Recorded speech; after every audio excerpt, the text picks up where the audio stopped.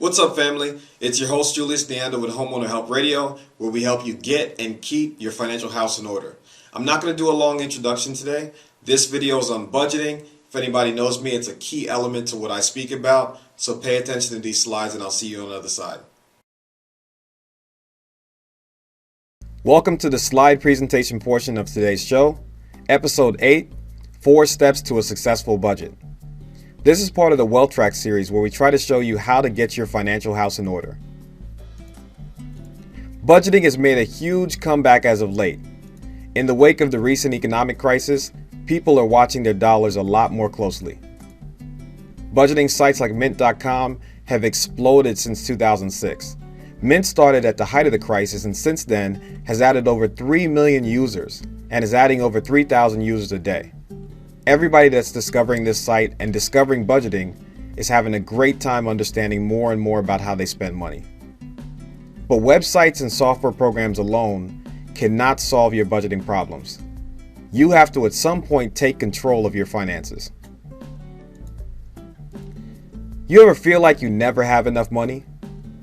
I mean, even if you get that raise at work, that big windfall that makes you feel like you got a bunch of cash, after a while, that windfall fades and you start to feel like you still can't make or have enough money to get by.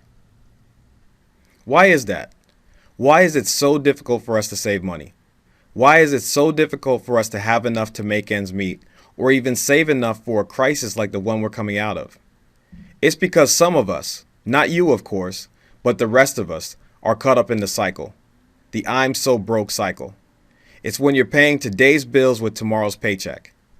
As long as you're paying today's bills with tomorrow's paycheck, you'll never feel like you have enough money.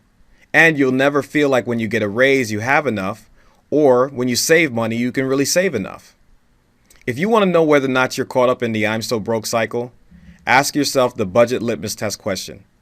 That question is, if the market were to tank and you lost your job, how long could you last?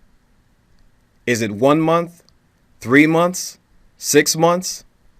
If your next paycheck has anything to do with next month's bills or spending, you're already caught up in the I'm so broke cycle.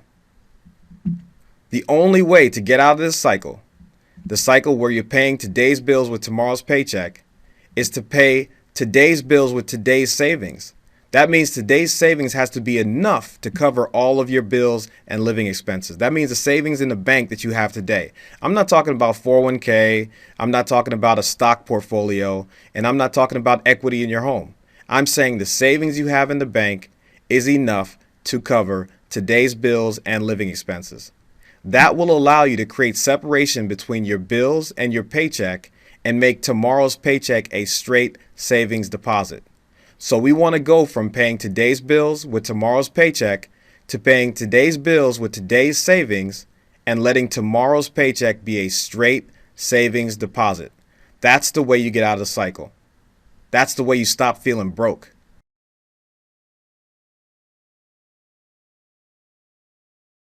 Getting out of that cycle where you're paying today's bills with tomorrow's paycheck involves 4 major steps. The first of those 4 steps is to complete a budget breakdown. This breakdown is a full inventory on how you spend money. You first got to understand what your makeup of spending looks like. If you look at your spending, there are 2 major categories: fixed expenses and variable expenses. Fixed expenses are expenses that you know when they're going to happen, where they're going to happen, and how much they're going to be. If you look at this, the largest of the fixed expenses is housing. It's where you pay your rent or mortgage. Outside of the housing, everything else is considered miscellaneous fixed expenses. These are your utilities, cable bill, any debt payments that you make, credit card payments. Remember, credit cards, the spending that you do may be variable, but the monthly debt payments on each one of those credit cards is considered a fixed expense. On the other side of your budget, you've got variable expenses.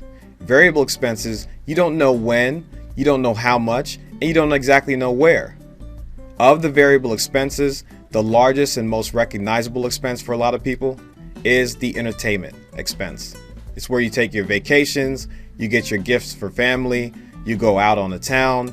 Anything that you do to entertain yourself goes in this account. Everything else is considered miscellaneous. So that's your basic spending breakdown. Two major categories, fixed and variable, and then you've got four accounts: housing, miscellaneous fixed on the fixed side, and you've got entertainment, miscellaneous variable on the variable side. Once you've completed a budget breakdown, this is now a great time to get involved with one of the websites or software programs that help you track your spending. We mentioned Mint.com in the very beginning, but there are others. There are QuickBooks, there's envelopes, there's a lot of programs out there to check out. Step 2 is probably the most difficult because it involves separating your paycheck from your bills. The only way to separate your paycheck, the money you earn, from your bills, the money you spend, is by having enough savings in the bank to pay those bills. Savings creates separation. You have to have at least 3 months of your total monthly spending in the bank. That's the goal. But I don't want to discourage anybody from trying to put some kind of system in place if they only have 1 or 2 months. So if you spend $5,000 a month, it may be a little difficult to save $15,000, but make the first goal just to save $5,000. Once you have that separation, you can start to pay today's bills with today's savings and make tomorrow's paycheck a straight savings deposit. Remember, the question you have to ask yourself though is, how much do you spend monthly? That's why doing a budget breakdown and following and tracking your spending with one of those websites is a very crucial step. Step 3 is to compartmentalize. This means taking that budget breakdown that we did in step 1 and setting up corresponding bank accounts. Remember that in step 2 we set up a savings account with the sole purpose of separating earning from spending. With that separation, having that 1 to 3 months in the bank, now you're able to prepay all of your fixed and living expenses for the next month. This is powerful. That's the whole point of budgeting. If you can create that separation and prepay for the next month, you can have peace of mind and not be so stressed out about next month's paycheck. Let's look at an example. If you make $5,000 and spend $5,000 a month, then $5,000 a month is your budget. Having that $5,000 in savings allows you to send money for your housing and miscellaneous fixed account ahead of time. So you would send $1,500 for your housing and $700 for your miscellaneous fixed expenses. Under housing and miscellaneous fixed, you notice the words bill pay. Bill pay is just one methodology that you can pay your bills. Some of you are old school and you're still using a checkbook. You can go ahead and cut the check from these two accounts. The key thing is that you prepaid for the next month. You can also pay all of your living expenses for the next month as well.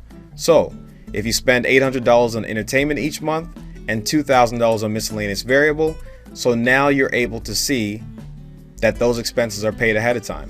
So you're treating, even though they're living expenses, you're treating them like bills. You're treating yourself like a bill. You say to yourself, I cost $2,800 to live each month. $800 in entertaining myself and $2,000 in groceries, gas, and all those other expenses that happen every month, even though we don't know exactly where or exactly how much. So by prepaying all of your accounts ahead of time, your paycheck is totally out of the equation for next month. Now, some of you may look at this setup and say, hey, if I'm spending $5,000 a month, why am I spending $2,000 on miscellaneous variable expenses? It's because they're living expenses. Others may be looking at this setup and say, hey, this is 5 bank accounts. I understand the savings account, but having 4 spending accounts? Okay, I can understand if 4 spending accounts is a lot. So let's simplify it just a tad. We'll look at 3 accounts.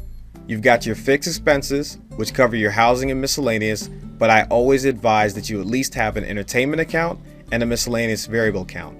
Why? Because they're living expenses. Your living expenses have to be separated. That's where most people get themselves in trouble. And if you do a budget breakdown or you ask for our help, you will see that living expenses are where you spend the most money. The next thing we got to ask is, how do you maintain a budget? It's great to have it in place. You can set it up, you can do analysis, but a lot of times people get in trouble with this like they get in trouble with any weight plan. You've got to maintain it. The only way to maintain a budget is to invent a bigger carrot. The reason why you're always spending so much money is because that's the only thing you can think about is that next thing you want to spend money on. If you don't have a goal or a vacation or something that you're doing that you're passionate about or some cause or some hustle that you're saving money toward, then all that's going to fill that gap are one of those 5 or 10 or 15,000 commercials that bombard us every day to try to get us to spend money on something else. The only way for you to really get control and maintain a budget is to have something that you're saving toward. If you're not saving toward anything, you're just going to spend your money on useless items that you're not going to care about later on. So step 4 is about inventing a bigger carrot. Once you have that budget in place and you create that savings account that has separation and you organize that in bank accounts that allow you to pay and fund the next month's bills ahead of time, you can really handle step 4 very well because you'll be able to have goals and start to think about money way more than just about it paying your bills. So step 4 is invent a bigger carrot. Find that passion, find that hustle, find that cause that's a better use of your money. Parting notes. First step, map out your budget. Second step, you need to separate your paycheck from your spending using a cash position called a savings account. Now, don't wait until you got 3 months. If you only got 1 month, that's a great first step. Our point here is separation.